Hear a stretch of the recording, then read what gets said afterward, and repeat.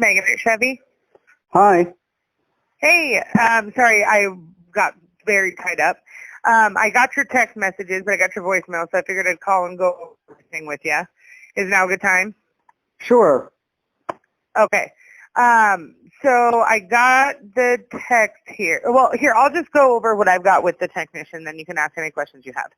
So basically, yes, the first issue is we've got the loss of isolation code. And I put that the ECM was replaced, and I apologize for that. I thought that's what you had said, but he said,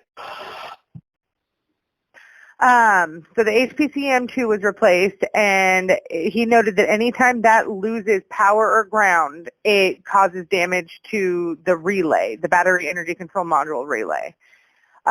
So he's recommending replacing that, but with there having been water damage, and we don't know what kind of water damage it's had. I have no way of telling you that. Oh. I don't know if there's seal and water's leaking into the vehicle. I don't know if, the vehicle was underwater. Typically that would total a vehicle. I don't know what's caused that. So it could be any number of things. But to point out before going further, a couple of these parts are not available to move forward with repairs. Oh. The battery energy control module is discontinued for the vehicle. Oh, through official channels, you can't get it? Yeah. No, we would not be able to repair the vehicle. Really? It's Really? It's the last year of the vehicle, that generation is 2015, so that's basically 10 years. And barely, I think manufacturers have to keep parts on hand for 10 years legally. That's interesting. Okay. Yeah, I show that the part is not available through the manufacturer. And you are absolutely right, but I have run into a lot of parts that are discontinued for the Volt. I've seen EGR valves discontinued for 2017. Really? Wow. Yeah, EGR is an issue, a common issue with those too. The second gen has the direct ignition. Oh, wow. Are you still there? You're cutting out. Let me switch off Wi-Fi. Are you there? Are you there? Yeah. Okay, I hear you. Okay, I'm on cellular now. Okay. Oh, hello? Hi, I'm here. Okay, sorry. Okay, yeah, no. We have seen issues with the EGR. We've seen issues with these battery energy control modules. I really don't know what the deal is, how GM has been able to discontinue parts for this. I don't know if legally they can. I really don't know that just because it's not my side of things. Right. But I've seen a lot of it with the Volt. I really don't know what the legal ramifications are, or it's almost impossible to say, but I've run into so many discontinued components. You'd likely be able to find them used. I don't think you'd be able to find them aftermarket necessarily. But if you were thinking about repairing this, you would have to go. Like I said, we can't do it because I can only use manufacturer parts that we acquire and we can warranty. Okay, so even if I provide documentation of I got this at another official dealership, official, you still can't do it. Well, if you brought in a General Motors component that you purchased through a General Motors dealer, then yes. Okay. But even then, I'd have to have an invoice for. Well, no, because then I still couldn't warranty the part and labor together. Yeah, because you the whole core charge thing and everything. Yeah. So no warranty. So basically, you can't repair the battery module or the inverter either. The inverter, there is one dealership that shows that they have the inverter, and we can contact them and attempt to purchase it, but I don't know that they're actually going to give it up to us. Oh, they might want to keep it themselves for. Exactly. Yeah, because if I search, you search online and it's out there easy to, unless it's like the listings, the GM wholesaleparts.com, whatever, et cetera, sites are lying and they're actually out of stock. They look like they're purchasable, but you never know. Yeah, the only one that we see, and this is through my parts department, they said I may be able to get it. One dealer shows it, but we'd have to contact them. And because they're the only dealer that shows it, it would be very unlikely that they're willing to sell it to us. I see. What do you recommend then? I guess I just drive it home. Yeah, this is, I have the hardest time with these because parts are so few and far between. And, I mean, that really is the biggest issue with these is that, they're reaching an age that parts are starting to fail. But getting your hands on these parts, so say we did get this one, right? Say we move forward with this repair, we get the inverter. If something were to happen to that in the next couple of years while it's under warranty, would you be able to get another one? Right. It's so hard to try to tell somebody, yeah, go ahead and address this, and you've got warranty on it, et cetera, when it's getting GM to honor the warranty, and even if they do honor the warranty and they say, okay, we're going to get you a part for this, what if it takes them 6-9 months to get you the part? Right. They just say they have to honor the warranty. They don't say they have to do it in a timely manner, right? Yeah, that's true. Like they might start up, they might get, we have 3,000 requests now, we'll set up the tooling and start manufacturing in 6 months. Right. And unfortunately, I've run into that. Man, I hear through the grapevine, through the internet, a reliable source that the traction batteries they have made a new batch of the big battery for this car, and it's being shipped from overseas now. So that's a new batch of those have been made, but I don't know about the actual front module that needs to be replaced, the $4,000 service. Right. Oh, and those batteries, the last time I saw it, so a couple years ago, we saw our first actual high voltage battery failure, and the quote to replace it was $12,000, right? Yeah. 2 years later, we see this is only our second failure, but the battery itself, just the battery, not even the labor, $24,000. Really? Just directly from plus your markup, but I mean that's business. But $24,000. No. From General Motors, cost on the part was $24,000. That's crazy. It's ridiculous, and I don't know if the objective is to keep people from buying them, so they don't have to honor a warrant. I don't know what it is, but I kid you not, that's what we saw most recently.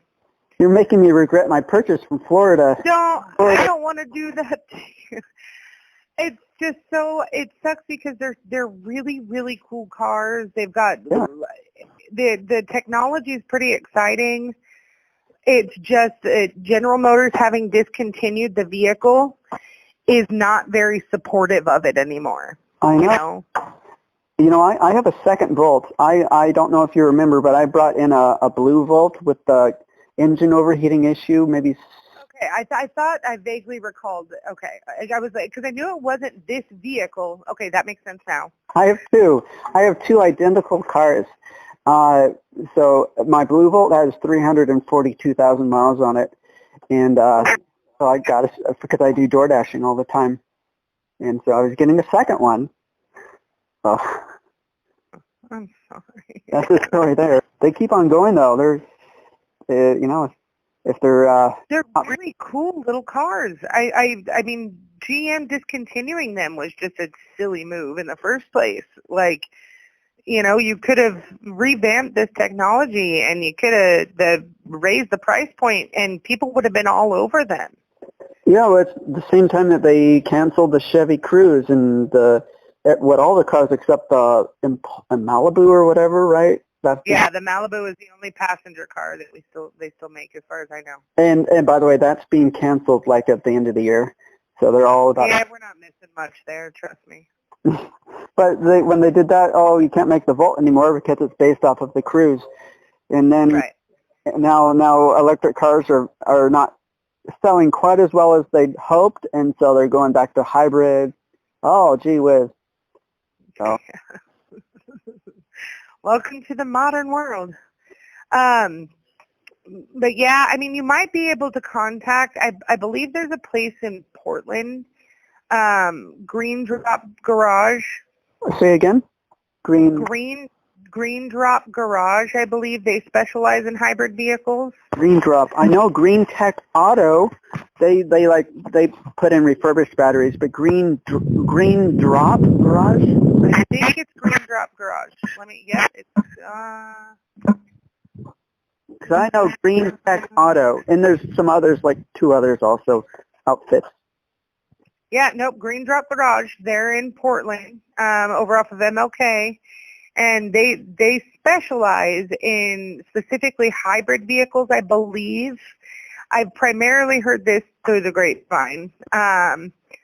But we're bound by the manufacturer in so many ways. I don't think, these guys are bound quite as tightly as we are. Right.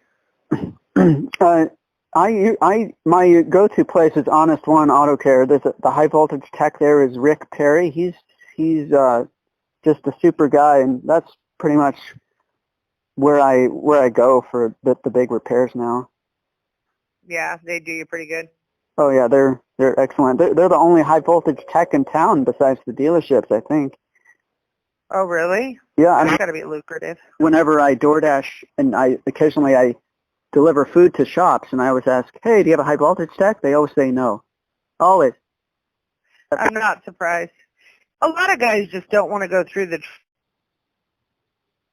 it's if you want to get with the time. Yeah. Yep, it's going to be more popular. So, yeah, well, I mean, we're definitely working on getting guys through the training. We'd like to have a majority of our techs high voltage certified. Yeah. So eventually we'll see. I don't know how much more time you have, but I was wondering, how does replacing the module, HPCM2, replacing the module, removing the power and ground, automatically damage the portion of the battery? Like, disconnect it and then damage occurs? That was in the write-up. That's a good, yeah, and then it damages the battery contactor relay. I can get that information from the technician. Yeah, nothing should be energized, so nothing's going to, like, arc around or anything. The car's off, Yeah, I'll get that information from him. I can have it ready for you when you come to pick up. Okay. He might have found it specifically in a bulletin or something, and if that's the case, I'll see if I can get access to that. But I'll get that information from him. Okay, because, and would it be possible to have at least have another fob made for the car? I only have one key fob. I'd like two. You're right. He didn't put that in the estimate. I apologize. Is that something you would still want to move forward with at this time? I mean, I think those fobs are pushing $400. Oh, really? Yeah, honestly, I had the eBay ones are like $35, but then half the buttons don't work. I mean, the critical buttons do, and then, there's no blade. It's just a blank blade. Yeah, the manufacturer ones are expensive, and it's because, when we use the aftermarket ones, we have to go through the programming process, and there's like a 50-50 shot that it'll actually program. And if you're programming the aftermarket ones, I've seen I've heard a lot of people say that there is a programming process for those, that it doesn't have to go through a shop to program.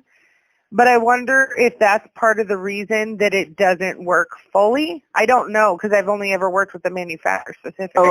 This is the procedure. I did it with one aftermarket unit. It's so simple. So you take the genuine fob and you basically on the driver's door, you unlock 5 times, and then you open the door, and on the instrument cluster, it should say ready to program fob number something, and then you stick the new fob blade in the hole on the top of the dashboard, and then press the start button, and it's programmed. And that's all there is to it. Oh, that's handy. Yeah, but then I tried, I was having issues in my write-up. I was saying the fob, sometimes there was a delay in getting it recognized, even the genuine one. And so I was thinking I had more moisture problems with the body control module. So there's that too. Mm-hmm. Yeah, well, Are you there? If there has been water damage, this is what we can see, this is what we know, but it might go deeper than this. So you might be right. It might have something to do. I don't know necessarily about the BCM, but there's an independent module, the receiver. Yeah. Yeah, it could be that there's an issue with the receiver.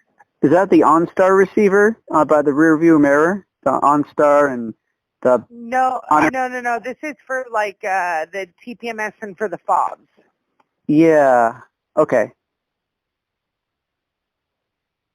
Yeah, but I thought that's by the rear view mirror. No way that water got on that. So. Well, I mean, if there's water leaking into the vehicle from a bad seal or something, yeah, it's possible. I've seen water leak through Silverado, the cab vents, and I've seen it destroy modules all the way in the front of the vehicle.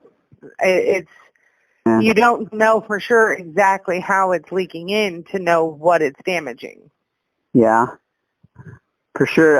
According to the Florida dealership, and from evidence, the passenger window was just open because it was off the scissor, and just rain poured in. And they didn't care, and it wasn't an actual flood.